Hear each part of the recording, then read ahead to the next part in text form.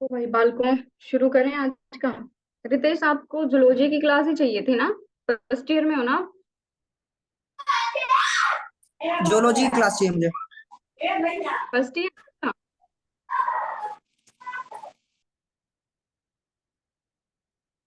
Year कौन सा है? ईयर कौन सा है?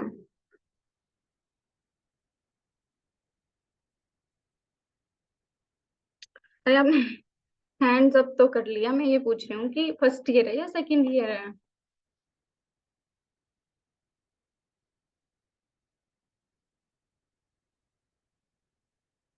चलो इट्स ओके। जो भी है, हम दोनों ही जूलॉजी की करने वाले हैं।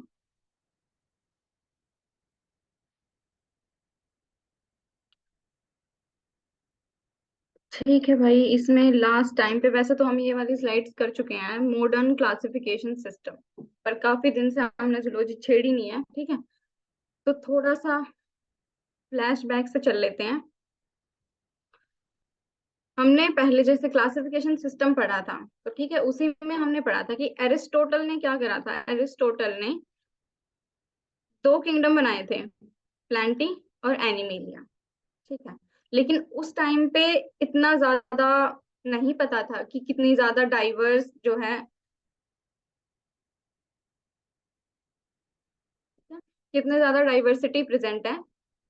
नहीं पता था इतना, क्योंकि इतनी ज्यादा स्पीशीज की उस टाइम पे खोज नहीं हुई थी। तो उसने क्या करा, उसने सिर्फ दो क्लासिफिकेशन सॉरी दो किंगडम बनाने की सोची, एक प्लांटी और एनिमेलिया। कि उसने सोचा लिविंग थिंग्स जो हैं, जैसे कि मतलब जो इनमें आती हैं, ऑर्गेनिजम्स में आती हैं, उनको एनिमेलिया में ऐड कर देगा, और जो प्लांट्स में है उनको प्लांटी में ऐड कर देगा। लेकिन उस टाइम पे क्या हुआ, जो बायोलॉजिस्ट थे उन्होंने क्या करा, सारे के सारे लिविंग ऑर्गेनिजम्स को सिर्फ इन दो के लिए रखा। लेकिन ऐसा नहीं हो सकता था, तो वहां पे जो जूलॉजिस्ट थे और बोटनिस्ट थे, उन्होंने इस सिस्टम को नहीं माना। ठीक है, उसको डिसएग्री कर दिया। तो कुछ जो अल्टरनेटिव सिस्टम थे, उनकी सजेशन दी गई। क्योंकि इसके अंदर सारे के सारे यूनिसेलुलर मल्टी सेलुलर सभी ऑर्गेनिजम्स को इसके अंदर नहीं रख सकते थे। अलग अलग कैरेक्टरिस्टिक्स थी उनकी। ठीक है। तो जैसे ही इन चीजों को रिजेक्ट करा गया, तो कुछ जो बोटनिस्ट थे या जूलॉजिस्ट थे, उन्होंने सजेशंस दिए कि यूनिसेलुलर जो ऑर्गेनिजम्स हैं उनके बेसिस पे भी क्लासिफिकेशन होनी चाहिए। उसके बाद जो मॉडर्न क्लासिफिकेशन है वो स्टार्ट हुई। ठीक है। देन फर्दर इनको पांच किंगडम में डिवाइड करा गया था, जिसमें फर्स्ट था प्रोटिस्टा, जिसके अंदर सिंगल सेल्ड यूकैरियोट्स थे, जैसे कि प्रोटोजोआ, यूनिसेलुलर, एल्गी। ठीक है। जो मल्टी सेलुलर ऑर्गेनिजम्स थे, उनको तीन किंगडम्स में प्लेस करा गया, उनके न्यूट्रिशन के बेसिस पे, या उनकी जो ऑर्गेनाइजेशन थी उनमें जो जो डिफरेंसेस थे उनके बेसिस पे। पहला था किंगडम प्लांटी, जिसके अंदर मल्टी सेलुलर फोटोसिंथेटिक ऑर्गेनिज्म या फिर प्लांट्स, और मल्टी सेलुलर एल्गी। प्लांटी के अंदर इन सारे ऑर्गेनिजम्स को या प्लांट्स को ऐड करा गया था। देन फंजाई, इसमें क्या हुआ था, मोल्ड्स को ऐड कर दिया, यीस्ट को, मशरूम को। ठीक है। Which do not synthesize their food but obtain it by absorption। And kingdom animalia जो था, उसमें नॉन कॉर्डेट्स को और कॉर्डेट्स को डाला गया। ठीक है। उसके बाद क्या हुआ, जो पहले जो एरिस्टोटल ने जो क्लासिफिकेशन दिया था, उसमें सिर्फ दो ही किंगडम उसने दिए थे, जो कि एक्सेप्ट नहीं हुआ था, उससे रिजेक्ट कर दिया गया था। लेकिन ये जो फाइव किंगडम क्लासिफिकेशन था, ये जूलॉजिस्ट ने एक्सेप्ट कर लिया था, मोस्टली जूलॉजिस्ट ने एक्सेप्ट कर लिया था। सबको पता है एक्सेप्शंस आर देयर ऑलवेज। तो कुछ ऐसे भी हैं जिन्होंने इसको वो करा होगा, रिजेक्ट करा होगा, नहीं माना होगा, इसके अपोजिशन में गए होंगे, बट मोस्टली जूलॉजिस्ट ने क्या करा था, इसको एक्सेप्ट कर लिया था।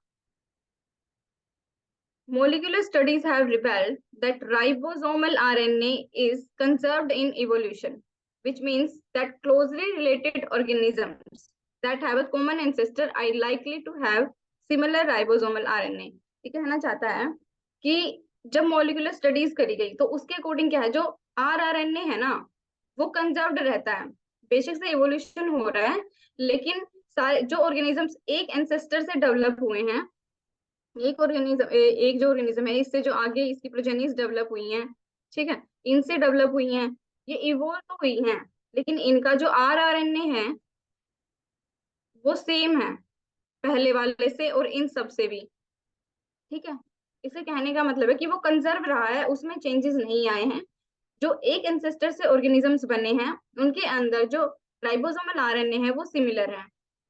Distantly related organisms have ribosomal RNA that is not so similar but still could have enough similarity to show a distinct common ancestor.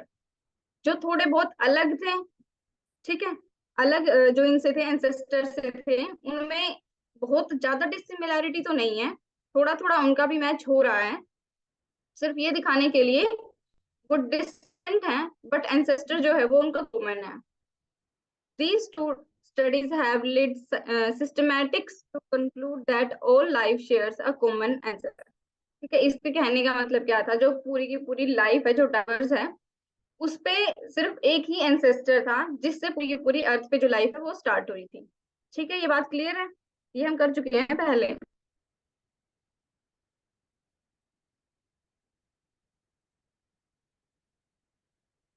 बताओ भाई.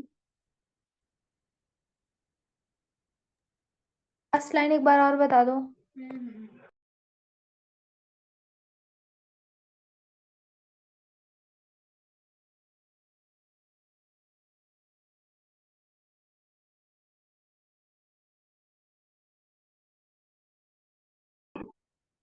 आवाज नहीं आ रही है मेरी?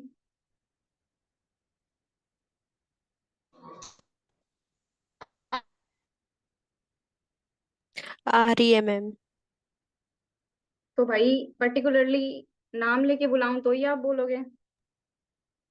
एक बार और बता दो लास्ट लाइन. ओके अंबिका. आज ताहिरा कहाँ गायब है, ये क्यों नहीं बोल रही है?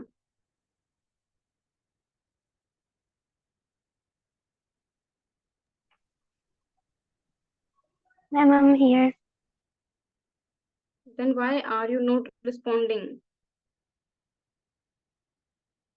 ओके, देखो अंबिका, इसने क्या कहा है कि एक एंसेस्टर है, ठीक है, उससे सारे के सारे जो ऑर्गेनिजम्स है वो इवोल्व हुए हैं.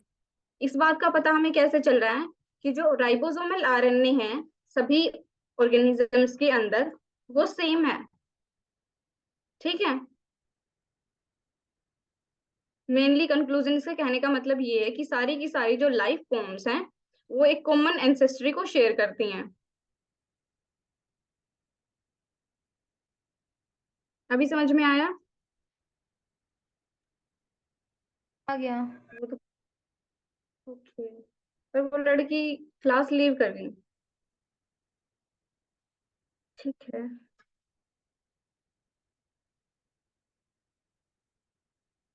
In recent years, systematics have taken phylogenetic relationship into account and depict evolutionary relationship among organisms at branching polygenetic trees. New informations provide a clearer understanding of evolutionary relationship among the organisms has challenged the five kingdom classification system. इसके कहने का क्या मतलब है कि अभी जो कुछ साल आए हैं इनमें हमने फाइलोजेनी यूज करी है रिलेशनशिप को स्टडी करने के लिए कि किस तरह से इवोल्यूशन हुआ है, कौन सा ऑर्गेनिज्म एक दूसरे से कितना डिफर कर रहा है. ठीक है, ये फाइलोजेनी वाला हम वैसे टॉपिक पहले कर चुके हैं, याद होगा कि क्या है इसके अंदर. जब हमने स्पीशीज कंसेप्ट पढ़ा था तो उसमें हमने 3 टाइप के कंसेप्ट पढ़े थे. ठीक है, तो उसमें फाइलोजेनेटिक ट्री वाला भी हमने पढ़ा था. तो अभी जो इंफॉर्मेशन हमें मिल रही है कि इवोल्यूशनरी रिलेशनशिप किस तरह से प्रेजेंट है ऑर्गेनिजम्स के बीच में, वो ज्यादा से ज्यादा फाइलोजेनेटिक ट्री के थ्रू हम अंडरस्टैंड कर सकते हैं. और अभी जो ऑर्गेनिजम्स हैं ये जो 5 किंगडम क्लासिफिकेशन सिस्टम है इसको भी चैलेंज कर रहे हैं, क्योंकि कुछ ऑर्गेनिजम्स ऐसे भी हैं जिनको पर्टिकुलरली किसी एक के अंदर नहीं रखा जा रहा है या फिर उनके फीचर्स जो हैं वो दूसरों से मैच हो रहे हैं, और अगर वो मैच हो रहे हैं तो उनकी जो स्ट्रक्चरल ऑर्गेनाइजेशन है वो मैच नहीं हो रही है. ठीक है, तो इस तरह से एक्सेप्शन चलते रहते हैं. Based on the information in the sequence of gene and ribosomal RNA, American biologist Carl Schulz and his co-worker proposed in 1990 that the fundamental differences between organisms is not based on the presence or absence of nucleus, but living organisms descended from one of the 3 original lines derived from a common ancestor.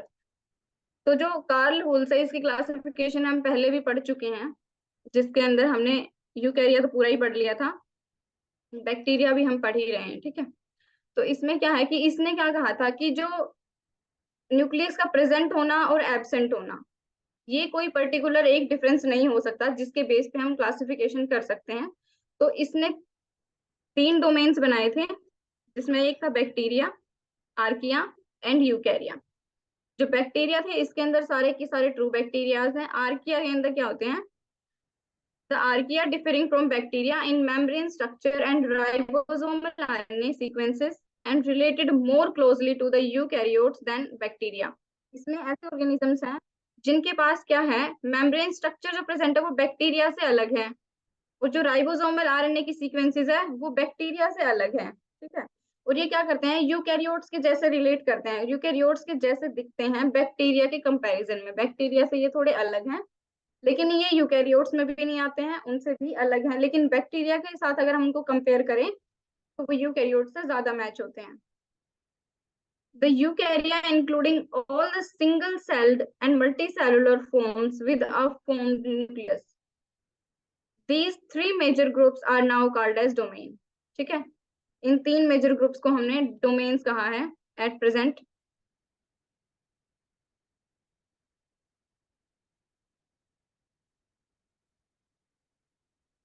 Biologists believe that all the 3 domains evolved from a common prokaryotic ancestors. ठीक है, कि biologist क्या कहते हैं कि सारे के सारे ये जो तीनों डोमेन थे, जिसमें बैक्टीरिया, आर्किया और यूकैरिया, ये जो तीनों डोमेन्स हमने अभी देखे हैं, ये कॉमन प्रोकैरियोटिक सेल से अराइज हुए हैं, ठीक है। यानी कि इनका जो तीनों का जो एंसेस्टर रहा है वो कोई प्रोकैरियोटिक ऑर्गेनिज्म रहा है, ठीक है। Recall the origin of organism you have studied. जो हमने यूनिट फर्स्ट के अंदर हमने यूकैरियोट्स का जो क्लासिफिकेशन और उनके जो सारे फीचर कैरेक्टर्स हमने पढ़े थे, उसको भाई ध्यान कर लो दोबारा से। द अर्लियर किंगडम जो था प्रोटिस्टा था, अब वो वैलिड नहीं है, क्योंकि all the groups of unicellular eukaryotes are now regarded as separate kingdom under domain eukarya. जब हम यूकैरियोटा हमने पढ़ा था तो उसके अंदर हमने बहुत से सारे फाइलम और उनकी क्लासेस, स्पीशीज हमने अलग अलग करके पढ़ी थी, ठीक है। तो एक प्रोटिस्टा जो है वो अकेला अवैलिड नहीं है, उसके अंदर भी बहुत सारे सब ग्रुप्स हैं जो कि यूकैरियोट्स के अंदर प्रेजेंट हैं। Animals are placed in group Opisthoconta, which also includes the fungi and coanoflagellates that are more closely related to the animals than to the plants or other unicellular organisms. जो ओपिस्थोकोंटा हमने पढ़ा था उसके under जो है animals को तो रखा गया है, लेकिन उसके साथ साथ उसमें फंजाई और जो कोएनोफ्लैजिलेट्स है उनको भी रखा गया है, जो कि एनिमल्स के साथ ज्यादा रिलेट करते हैं प्लांट्स के कंपैरिजन में। देखो वैसे तो इनको देखे तो फंजाई और कोएनोफ्लैजिलेट सोचने में तो ऐसा लगता है कि वो प्लांट से ज्यादा प्लांट के साथ रिलेट करते होंगे, उनके जैसा दिखते होंगे, बट ऐसा नहीं है। उनके जो फीचर्स हैं, उनके जो कैरेक्टर्स हैं, वो एनिमल्स से ज्यादा रिलेट करते हैं, ठीक है। ये बात क्लियर है? Yes, ma'am. Okay. Zoologists currently recognize 34 animal phyla that have survived from perhaps 100 phyla that may have lived 600 million year ago in the Cambrian period. Cambrian period भाई बहुत बार वर्ड यूज हो चुका है, ये मैंने बताया था। टाइम पीरियड में जो है, सॉरी, जो इवोल्यूशनरी टाइम पीरियड है जब उसमें पढ़ते हैं हम, तो ये एक टाइम पीरियड है कि इस टाइम पे जो 600 मिलियन ईयर पहले था उसमें 34 एनिमल फाइला थे आउट ऑफ 100 फाइला, ठीक है। Of the living phyla 10 major phyla will be discussed in the course. जब हम ये कोर्स पूरा करेंगे तो इसके अंदर एटलीस्ट हम 10 जो मेजर फाइलम्स हैं उनको हम स्टडी कर लेंगे। इसने ये एक डायग्राम दिखाया है जिसमें कि एंसेस्टर है जिससे बैक्टीरियाज भी अराइज हुए हैं, आर्किया भी अराइज हुए हैं और यूकैरिया भी। यूकैरिया में जैसे इसने सेलुलर स्लाइम मोड्स दिखा दिए, फंजाई, एनिमल्स, प्लांट्स, ठीक है, यूग्लिनोजोआ, आर्कियोजोआ, एलोवेटा, ये सारे के सारे क्या हैं, यूकैरियोट्स में हमने पढ़े थे। तो ये सारे के सारे एक कॉमन एंसेस्टर से अराइज हुए हैं अकॉर्डिंग टू कार्ल हुस क्लासिफिकेशन। अभी हमने क्लासिफिकेशन तो हम कंप्लीट कर चुके हैं, अब हम फर्दर मूव करेंगे ऑर्गेनाइजेशन और बॉडी प्लान। ये जो सारे ऑर्गेनिजम्स हैं वो किस तरह से उन्होंने अपने ऑर्गन्स को अपनी बॉडी के अंदर एडजस्ट करा हुआ है, कैसे उनकी बॉडी प्लान्ड है। Kingdom Animalia had traditionally been divided into two groups based on their cellularity. First is the single-celled subkingdom Protozoa and multicellular subkingdom Metazoa, जो कि ट्रू एनिमल्स भी हम बोलते हैं मल्टी सेलुलर ऑर्गेनिजम्स को। ठीक है, जो एनिमल्स हैं या फिर यू कैन से जो एनिमेलिया किंगडम है उसके अंडर जो भी ऑर्गेनिजम्स हैं उनको डिवाइड करा गया है on the basis of cellularity. एक ऐसे ऑर्गेनिजम्स हैं जो कि सिंगल सेल है, सिर्फ एक सेल ही प्रेजेंट है, और यूनिसेलुलर ऑर्गेनिज्म जिन्हें हम बोलते हैं, और दूसरी साइड है मल्टी सेलुलर ऑर्गेनिज्म जिन्हें हम ट्रू एनिमल्स बोलते हैं। Further they can be organised in 5 grades according to their complexity. These grades are, ठीक है, कि इनको अभी तो हमने डिवाइड करा था सिर्फ सेल के बेस पे कि उनमें कितनी सेल्स, लेकिन अब अगर उनको डिवाइड करें उनके ग्रेड्स या उनकी कॉम्प्लेक्सिटी के बेस पे कि उनकी जो बॉडी की कॉम्प्लेक्सिटी है, अरेंजमेंट है, वो कितनी कॉम्प्लेक्स है, तो उसमें 5 जो ग्रुप्स हैं वो डिवाइड करे गए हैं। जो कि पहला जो है वो है प्रोटोप्लाज्मिक। इसके अंदर क्या है, सिंगल सेल्ड होते हैं जो सारे के सारे फंक्शन परफॉर्म करते हैं सिर्फ एक ही सेल के अंदर। Protoplasm is differentiated into organelles that perform different functions. ठीक है, एक सेल है, उसका जो प्रोटोप्लाज्म है उसी के अंदर सारे के सारे उसके ऑर्गेनेल्स प्रेजेंट हैं जो कि सारे के सारे उसके फंक्शंस परफॉर्म कर रहे हैं, इनको बोलते हैं प्रोटोप्लाज्मिक। देन सेलुलर, सेलुलर में क्या है, aggregates of cells that is functionally different. Colonical flagella like volvox are at the cellular level and some authorized play sponges in this category। ठीक है, इसके अंदर क्या होते हैं, कुछ कुछ सेल्स हैं जिन्होंने एग्रीगेट्स बनाए हैं, एक जगह पे इकट्ठी हो रही हैं और इकट्ठी होके सेम फंक्शन परफॉर्म कर रही हैं। फॉर एग्जांपल जो कॉलोनियल फ्लैजिलेट्स हैं, जैसे कि मतलब जो वोल्वोक्स है वो क्या है, एक जगह पे काफी सारी सेल्स जो हैं वो एग्रीगेट हो जाएंगी, इकट्ठी हो जाएंगी एंड देन अपने जो फंक्शन है उसको परफॉर्म करेंगी। ठीक है, ये क्लियर है, प्रोटोप्लाज्मिक और सेलुलर ग्रेड ये दोनों। Yes, ma'am. Yes, ma'am. Then cell tissue grade, aggregates of similar cells that perform same function and form tissue। इससे पहले जो सेकेंड ईयर वाली क्लास में हम टिश्यू वाला चैप्टर भी पढ़ रहे थे जिसमें हमने क्या कहा था कि जो ग्रुप ऑफ शेल्स है उसे टिश्यू कहते हैं। उसमें हो सकता है कि सिर्फ एक ही टाइप की सेल्स प्रेजेंट हो या हो सकता है more than one type cell present हो। ठीक है, तो इसमें इसने यही कहा है जहाँ पे जो काफी सारी जो सेल्स हैं जो कि सिमिलर हैं और वो एक ही फंक्शन परफॉर्म करती हैं वो मिलकर टिश्यू बना रही हैं। Some authorized place the sponges and the cnidarians in this grade.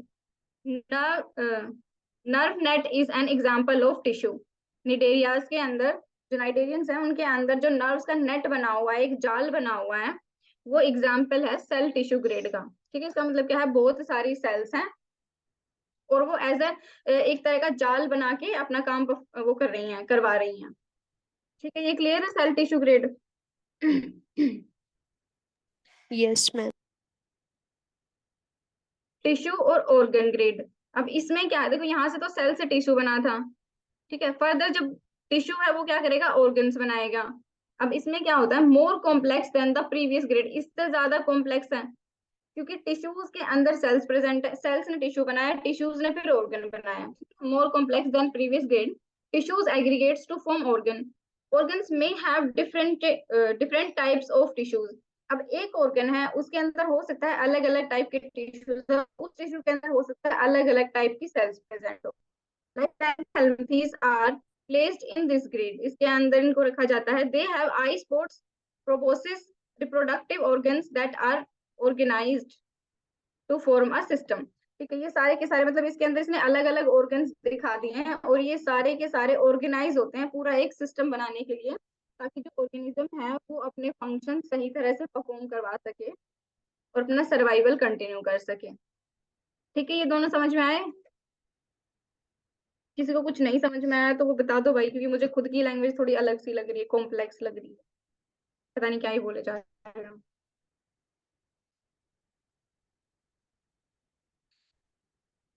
ठीक है, then organ system grade, function forming a system.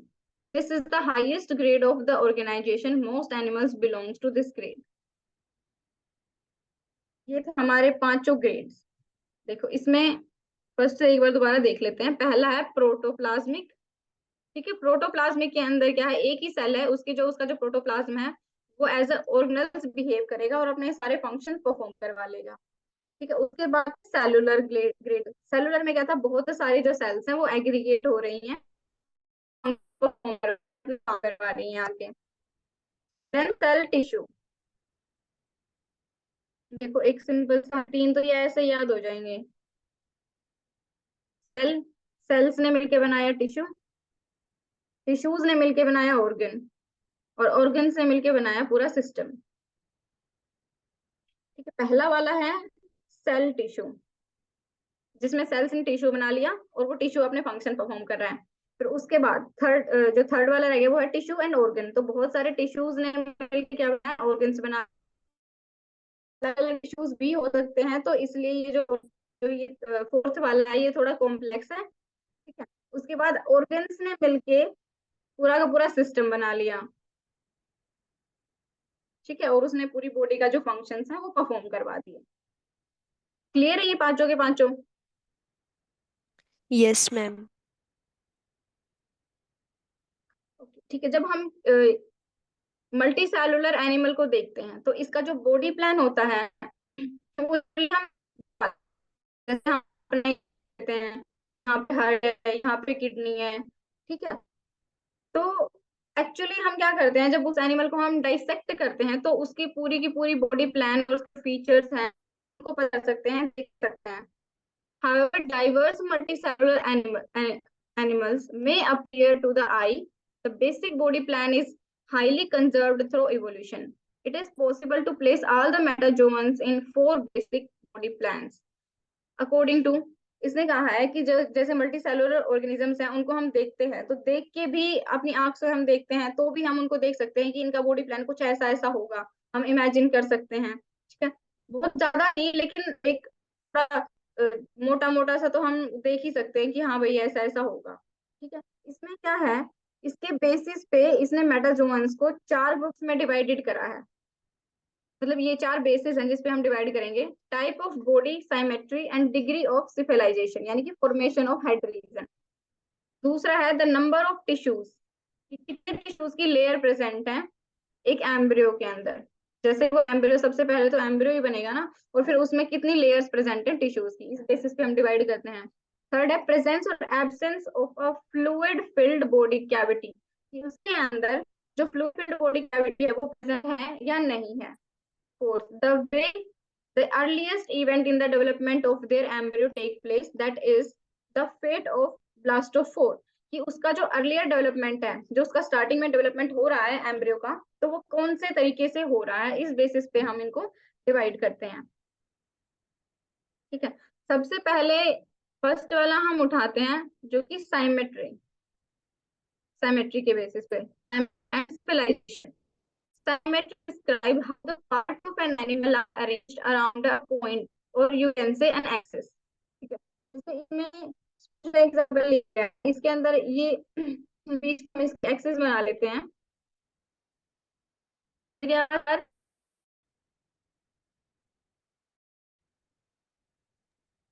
Your voice is not audible. Okay, अभी आ रही है?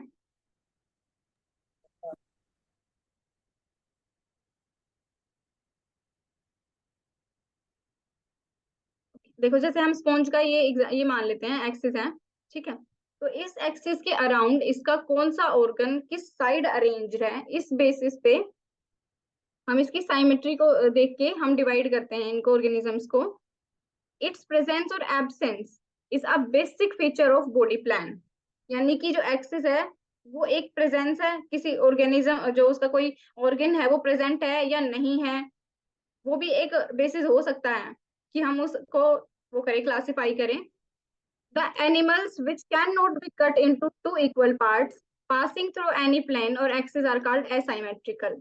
ठीक है, इसका कहने का मतलब है कि एक एनिमल है जिसको हम दोनों, अगर हम बीच में से काटते हैं तो उसके दोनों साइड का जो पोर्शन है वो सेम है या नहीं है, या वो अलग अलग है। अगर वो अलग अलग है तो हम उसे बोलते हैं asymmetrical.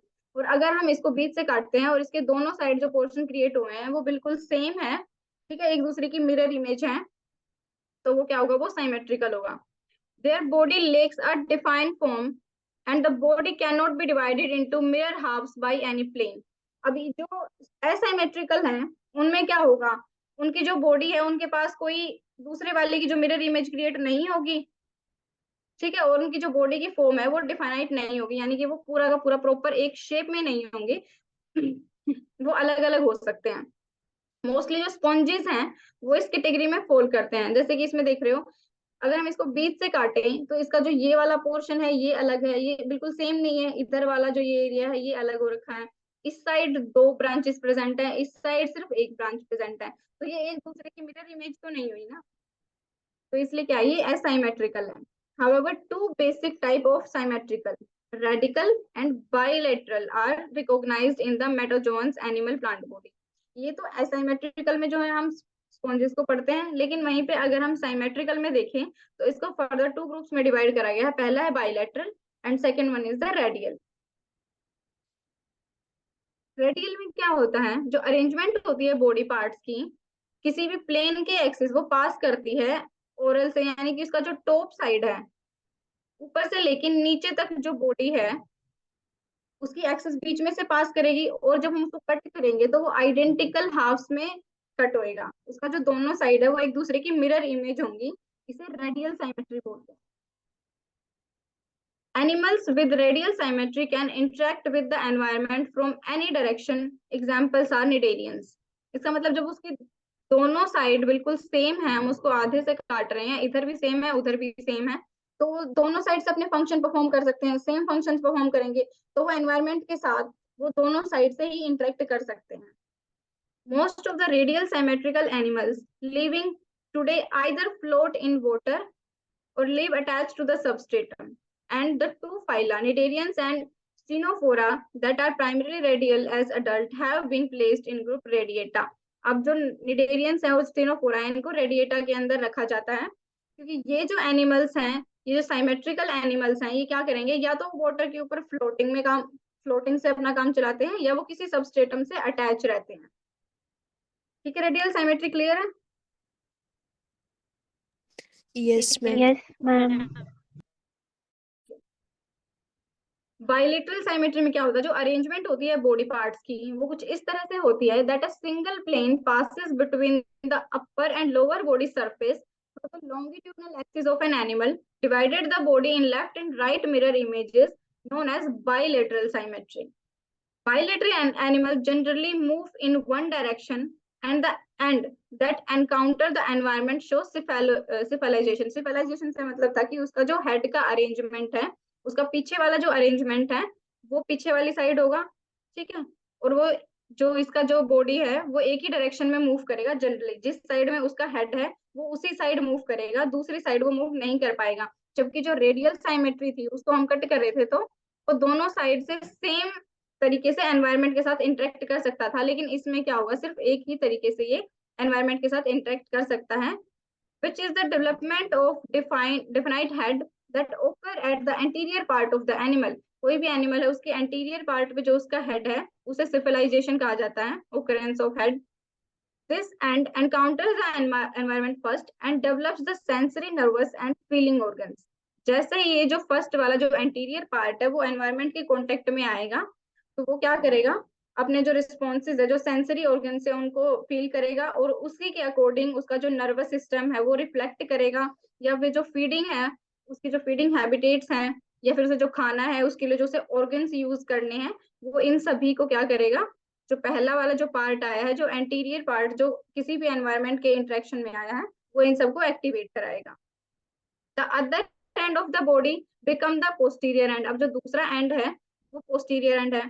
The back or the upper side is called dorsal surface and the front or belly side is called ventral surface. अब जो पीछे वाला जो साइड है उसे डोर्सल सरफेस कहते हैं, और जो उसका बेली साइड है उसे वेंट्रल साइड कहा जाता है। ठीक है, ये क्लियर है? Yes, ma'am. Yes, ma'am. ठीक। तो ये वाला हम आज इतनी ही तक करेंगे, बाकी हम कल कर लेंगे। अब मुझे ये बताओ, इस क्लास में सेकेंड ईयर के बच्चे कितने हैं?